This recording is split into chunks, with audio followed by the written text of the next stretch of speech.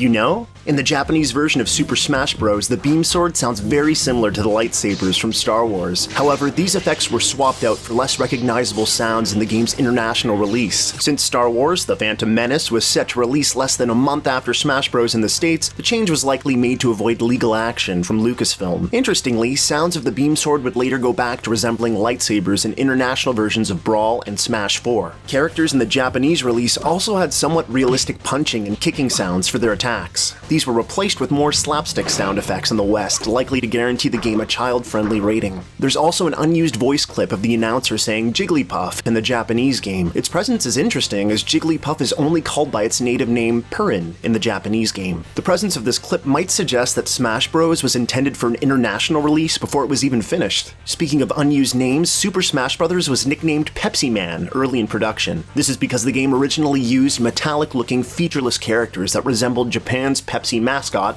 Pepsi Man. These figures ended up being temporary combatants and were only used to program the game in its initial stage. The game was officially referred to as Kokuto Game Ro during development, which roughly translates as Dragon King, the fighting game. The project got this title from the Ruro town area where its developers, HAL Laboratory, were located. The game's creator, Masahiro Sakurai, wanted to offer an alternative to popular fighting games and make a game where every play session was unique. In the beginning, there were only 3 people working on the prototype. Sakurai was in charge of game design and graphics, another developer handled sound design, and Satoru Iwata, who was president of HAL at the time, programmed the game in his spare time. Sakurai took pictures of the raw area and used them as backgrounds in the game, which can be seen in early screenshots. At least 2 other levels were conceptualized while the game still used featureless characters. These levels can be seen in the book Think About Video Games, but it's unclear if they were planned to be playable areas or simply illustrations. During this early stage, the team had trouble defining the game's world and giving it an identity. In an Iwata Asks interview, Sakurai explained, "You have to have some main characters in a fighting game, and when you line up character 1, 2, 3, and so on, the main characters end up blurring together. With a game for the arcade, it's okay for character development to take a back seat since players are content with the fighting. For the home console, however, you have to set up the general atmosphere of the gaming world right from the start, or else the game suffers. That's why I asked to use Nintendo characters." When Iwata appealed to Nintendo executive Shigeru Miyamoto to use Nintendo characters, Miyamoto refused. Iwata didn't tell Sakurai about his conversation with Miyamoto and asked Sakurai to create a demo anyway in hopes of changing Miyamoto's mind. A prototype featuring Donkey Kong, Samus, Fox McCloud, and Mario was made and presented to Miyamoto, as they were the easiest to fit into the existing engine. The demo went over well, and the team was given permission to use Nintendo characters. The final game had even more characters, and 8 were unlocked from the start. Their arrangement on the character select screen even holds a secret, as they're placed in chronological order. Mario and Donkey Kong first appeared in 1981, Link and Samus debuted in 1986, Yoshi in 1990, Kirby in 1992, Fox in 1993, and Pikachu in 1996. The 4 unlockable characters are also arranged chronologically. Luigi debuted in 1983, Captain Falcon in 1990, Ness in 1994, and Jigglypuff in 1996.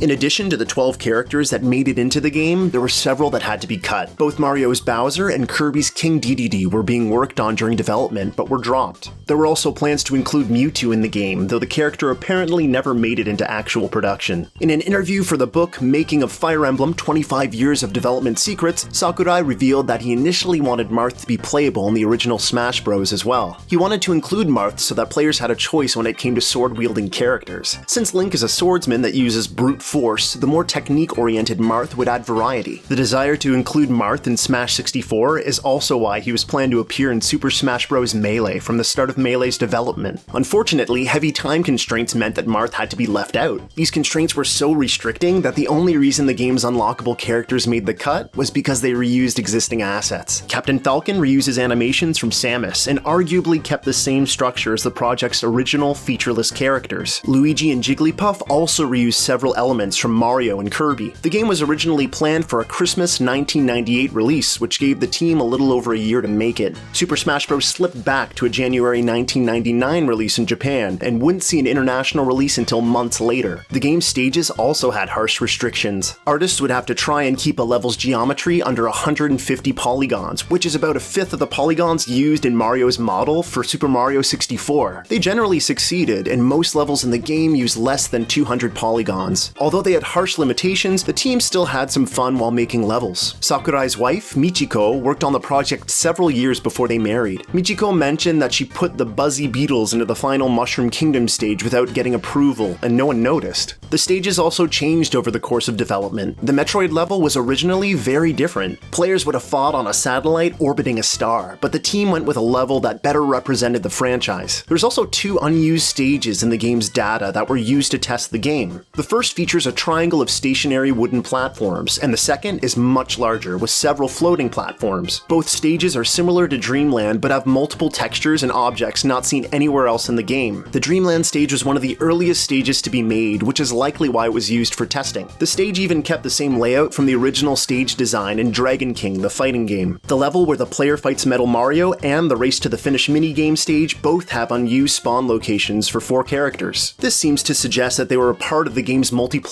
at one point in development. Sakurai has also stated that he originally intended to include the final smashes from Brawl in the N64 game. This is further evidenced by the game's data, which holds unused final smash sounds for Samus, Kirby, Fox, Pikachu, Captain Falcon, and Ness. Some of these sounds were even reused in Brawl. The game has other unused ideas. When designing the credits sequence, Sakurai took inspiration from the Pirates of the Caribbean ride at Disneyland. His original idea was to have the player running down a dark tunnel while holding a flashlight, and people's names would suddenly pop out. The player could then shoot the names, causing them to explode. This idea was scrapped, as blowing up the names seemed disrespectful to the people who worked on the game. Interestingly, Charles Martinet, the voice actor for both Mario and Luigi, had his name misspelled in the credits as Charles Martinet.